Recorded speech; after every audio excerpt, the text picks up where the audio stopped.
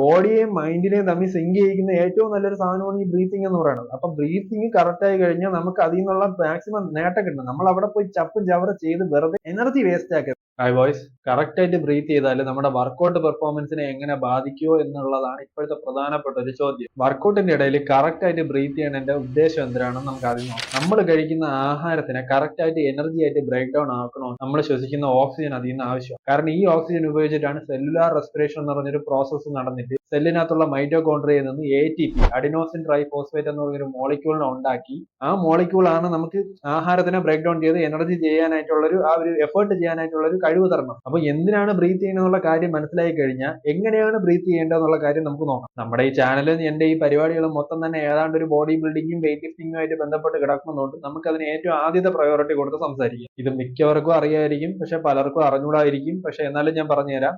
നമ്മൾ എപ്പോഴും എഫേർട്ട് എടുക്കുന്നോ അപ്പോൾ നമ്മൾ ബ്രീത്ത് ഔട്ട് ചെയ്യണം.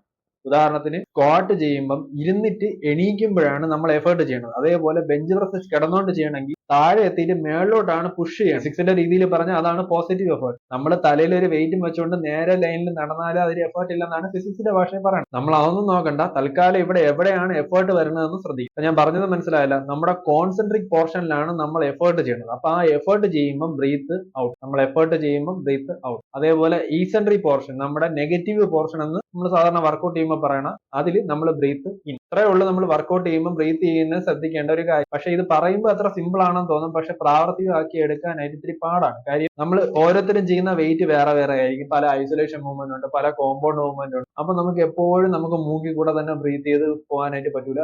എപ്പോഴും കറക്റ്റ് ആയി ഇങ്ങനെ ബ്രീത്ത് ഔട്ട് ചെയ്ത് കറക്റ്റ് ആയി ഇങ്ങനെ ബ്രീത്ത് ഇൻ ചെയ്ത് ചെയ്യാൻ പറ്റും. ഇത്തിരി ബുദ്ധിമുട്ടുള്ള കാര്യമാണ്. ഉദാഹരണത്തിന് പറയുകയാണെങ്കിൽ നല്ല രീതിയിൽ സ്ക്വാട്ട് അടിച്ചുകൊണ്ടിരിക്കുകയാണ്. കറക്റ്റ് താഴോട്ട് പോകുമ്പോൾ ബ്രീത്ത് ഇൻ ചെയ്ത് കറക്റ്റ് മേളിലോട്ട് പോകുമ്പോൾ ബ്രീത്ത് ഔട്ട് ചെയ്ത് ചെയ്യാൻ പറ്റും. അവിടെ നിലവിളിച്ച് പണ്ടാരടങ്ങി എങ്ങനെയെങ്കിലും ഈ വെയിറ്റ് എടുത്ത് തിരിച്ച് വയ്ക്കണേന്ന് പറഞ്ഞാണ് നമ്മൾ ചെയ്തുകൊണ്ട് വരുന്നത്. അപ്പൊ അതിന്റെ ഇടയിൽ ആ ബ്രീത്തിങ് പോസിബിൾ ആവണമെന്നില്ല. അപ്പൊ അവിടെ മനസ്സിലാക്കേണ്ട കാര്യം, ഐസൊലേഷൻ മൂവ്മെന്റിൽ നമ്മൾ സാധാരണ ഈ പറയുന്ന പ്രോസസ്സ് പോസിബിൾ ആണ്. പക്ഷെ ചില കോമ്പൗണ്ട് ലിഫ്റ്റുകളിൽ നമുക്ക് ബ്രീത്ത് ഔട്ട് ചെയ്യണം, അല്ലെങ്കിൽ നമ്മൾ ശ്വാസം മുട്ടി ചത്തുപോലും. അപ്പം ബ്രീത്ത് ഔട്ട് ചെയ്യേണ്ടി വരും. അപ്പൊ നമ്മൾ വായും കൂടെ ഉപയോഗിക്കണം. അല്ലാത്ത സമയത്ത് മൂക്ക് മാത്രമേ ഉപയോഗിക്കാം. അപ്പൊ ആദ്യം പറഞ്ഞ മെത്തേഡ് സാധാരണയായിട്ട് നമ്മൾ പോസിറ്റീവ് സൈഡിൽ ബ്രീത്ത് ഔട്ട്, നെഗറ്റീവ് സൈഡിൽ ബ്രീത്ത് ഇൻ. പക്ഷെ പവർ ലിഫ്റ്റിംഗ് ആയിട്ടുള്ള മെത്തേഡിൽ അവർ ചെയ്യണമെന്ന് പറഞ്ഞാൽ ആദ്യം കോർ ബ്രേസ് ചെയ്യും. കോർ ബ്രേസ് ചെയ്യണമെന്ന് പറഞ്ഞാൽ നമ്മുടെ കോർ വയറിന്റെ ഭാഗം ഒന്ന് ടൈറ്റൻ ചെയ്തതിന് ശേഷം വെയിറ്റ് എടുക്കും. വെയിറ്റ് എടുത്ത് ഹോൾഡ് ചെയ്യും. ഇത്രയും നേരം ഹോൾഡ് ചെയ്യണമല്ലോ, അതാണല്ലോ പവർ ലിഫ്റ്റ്. ഇത്രയും നേരം ഹോൾഡ് ചെയ്യും. എന്നിട്ട് ഇടുന്ന സമയത്താണ് അവർ ബ്രീത്ത് ഔട്ട് ചെയ്യണം. അവർ ഇത്രയും നേരം കുറച്ച് നേരം ഹോൾഡ് ചെയ്ത് അത് അത്രയും ഹെവി ആയിട്ട് എടുക്കണമെന്നാണ്. അതായത് നമുക്ക് ഒരു ഹെവി ആയിട്ടുള്ള ഡെഡ് ലിഫ്റ്റ് എടുക്കണമെങ്കിൽ നമുക്ക് അങ്ങനെ ചെയ്താലേ അവിടെ നിന്ന് പറ്റുള്ളൂ.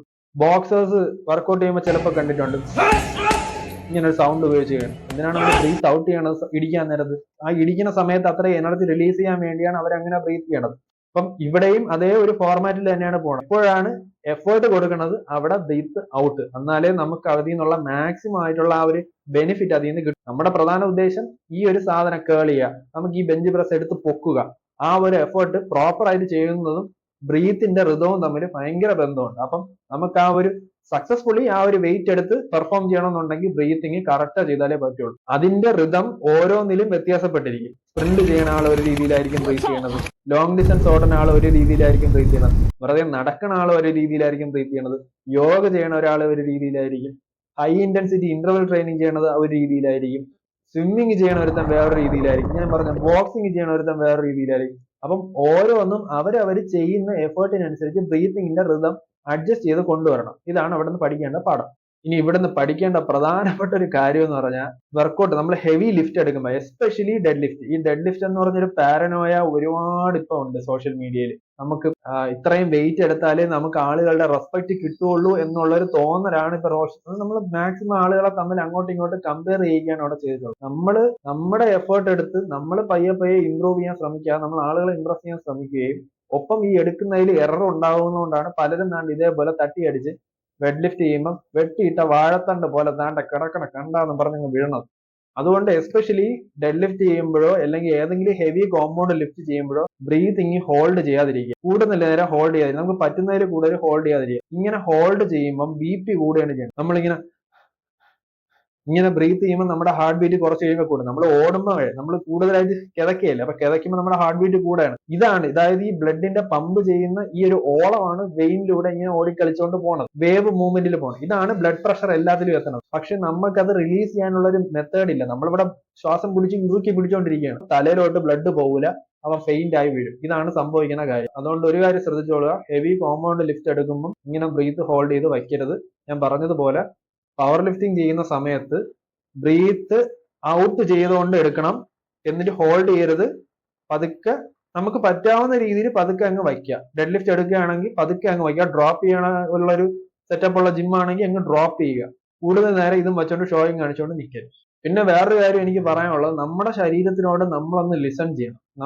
നമുക്ക് നമ്മുടെ ശരീരമാണ് നമുക്കറിയാന്നുള്ളത്. നമുക്ക് വയ്യായികയുണ്ട്, നമുക്ക് കിതപ്പുണ്ട്. പ്രത്യേകിച്ച് ഈ കൊറോണ കഴിഞ്ഞുള്ള സമയത്ത് പലർക്കും ശ്വാസം മുട്ടലും കാര്യങ്ങളും ഉണ്ട്. അപ്പൊ നമ്മുടെ ബോഡി സ്വയം അറിയുക. നമ്മൾ മുമ്പ് വർക്കൗട്ട് ചെയ്തിട്ടുണ്ടായിരുന്നു, കാര്യമൊക്കെ ശരി തന്നെ, പക്ഷെ സ്വന്തം ശരീരം അറിഞ്ഞിട്ട് പെർഫോം ചെയ്യുക. മറ്റേ ഡിജിറ്റൽ വാച്ച്, സ്മാർട്ട് വാച്ച് കാര്യങ്ങളൊക്കെ ഉണ്ടെങ്കിൽ നമ്മുടെ ഹാർട്ട് റേറ്റ് മോണിറ്റർ ഒക്കെ ഒന്ന് ചെക്ക് ചെയ്യുക ഇടയ്ക്ക്. എന്തെങ്കിലും ഇഷ്യൂസ് ഉണ്ടെങ്കിൽ ഇപ്പോൾ ഡോക്ടറിനെ കാണുക. അങ്ങനെയുള്ള ഒരു പ്രിക്കോഷൻ കൂടെ എടുത്ത് വയ്ക്കുക. അതായത് നമ്മൾ നല്ല രീതിയിൽ വർക്കൗട്ട് ചെയ്യണം, കാര്യം ശരി തന്നെ, നല്ല ബോഡിയൊക്കെ ഉണ്ടാവണം, പക്ഷെ സ്വന്തം ശരീരം അറിഞ്ഞിരിക്കുക. കൂടുതൽ കിതപ്പുണ്ടുക, തലകറക്കം അങ്ങനെയൊക്കെ വരണമെന്നുണ്ടെങ്കിൽ അതിനെ ഇഗ്നോർ ചെയ്യാതിരിക്കുക. കഴിഞ്ഞ വർഷം കണ്ട ഒരുത്തൻ എറണാകുളത്ത് എന്തോ ഇതേപോലെ അവന്റെ ഹാർട്ട് ബീറ്റ് കൂടി, അവൻ കറക്റ്റ് വാമപ്പ് ചെയ്തില്ല. കറക്റ്റ് വാമപ്പ് ചെയ്യാതെ കൊറോണ ആ ഒരു സമയത്ത് എങ്ങാണ്ടായിരുന്നു, അവൻ ഫുള്ള് തട്ടിപ്പോയി. അപ്പൊ അതുകൊണ്ടാണ് ഞാൻ പറയണത്, ഞാൻ ടെററാക്കണതല്ല, എന്നാലും ഒരു പ്രിക്കോഷൻ അതൊക്കെ ഒന്ന് മനസ്സിലാക്കിയിരിക്കുക. ബ്രീത്തിങ് എന്ന് പറഞ്ഞൊരു സാധനവും നമ്മുടെ വർക്കൗട്ടും തമ്മിൽ ഒന്ന് കണക്ട് ചെയ്താൽ, നമ്മളൊന്ന് സിങ്ക് ആക്കി കഴിഞ്ഞാൽ നമ്മുടെ പെർഫോമൻസിനുള്ള വലിയ മാറ്റമാണ് ഉണ്ടാവണം. നമുക്ക് അധികം തളർച്ച വരില്ല.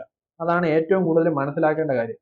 കിതച്ച് പണ്ടാരം അടങ്ങി ജിമ്മിൽ നിന്ന് ഇറങ്ങി പോവേണ്ട ആവശ്യമില്ല. നമുക്ക് കറക്റ്റ് ബ്രീത്ത് ചെയ്ത് പഠിച്ചാൽ, നമ്മൾ ബ്രീത്തിങ് കൺട്രോൾ ചെയ്ത് നമുക്ക് ആ വെയിറ്റ് എടുത്ത് വെച്ച് ചെയ്താൽ നമുക്കൊരു സാറ്റിസ്ഫാക്ഷനും കിട്ടും, നമുക്ക് അതിൽ നിന്നുള്ള നല്ല നേട്ടവും കിട്ടും. ബോഡിയെയും മൈൻഡിനെയും തമ്മിൽ സിങ്ക് ചെയ്യിക്കുന്ന ഏറ്റവും നല്ലൊരു സാധനമാണ് ഈ ബ്രീത്തിങ് എന്ന് പറയുന്നത്. അപ്പൊ ബ്രീത്തിങ് കറക്റ്റ് ആയി കഴിഞ്ഞാൽ നമുക്ക് അതിൽ നിന്നുള്ള മാക്സിമം നേട്ടം കിട്ടും. നമ്മൾ അവിടെ പോയി ചപ്പും ചവറും ചെയ്ത് വെറുതെ എനർജി വേസ്റ്റ് ആക്കരുത്. ബോഡിയും മൈൻഡുമായിട്ട് സിങ്ക് ആക്കാനുള്ള ഏറ്റവും നല്ലൊരു വഴിയാണ് ബ്രീത്തിങ്. അപ്പൊ ബ്രീത്തിങ് ഒന്ന് കറക്റ്റ് ആക്കിയാൽ നമ്മുടെ ബോഡി ഒന്ന് കാം. അപ്പൊ നമുക്ക് ആ വെയിറ്റ് എടുത്ത് കറക്റ്റ് പെർഫോം ചെയ്യാനായിട്ട് വരും. അപ്പൊ അവിടെ വേസ്റ്റേജ് ഓഫ് എനർജി ഇല്ല. അപ്പൊ അവിടെ നിന്ന് അതാണ് നമുക്ക് മനസ്സിലാക്കേണ്ടത്. നമ്മൾ വെറുതെ ഈഗോ ലിഫ്റ്റ് ചെയ്ത് ആവശ്യമില്ലാത്ത പണിയൊന്നും ഉണ്ടാക്കി വെക്കരുത്. എനിക്ക് അത്രേ പറയുള്ളൂ. ഈഗോ ലിഫ്റ്റ് ചെയ്യണം, പറ്റണ പോലെ ചെയ്യണം, പക്ഷെ ഓവർ ആവാനും പാടില്ല.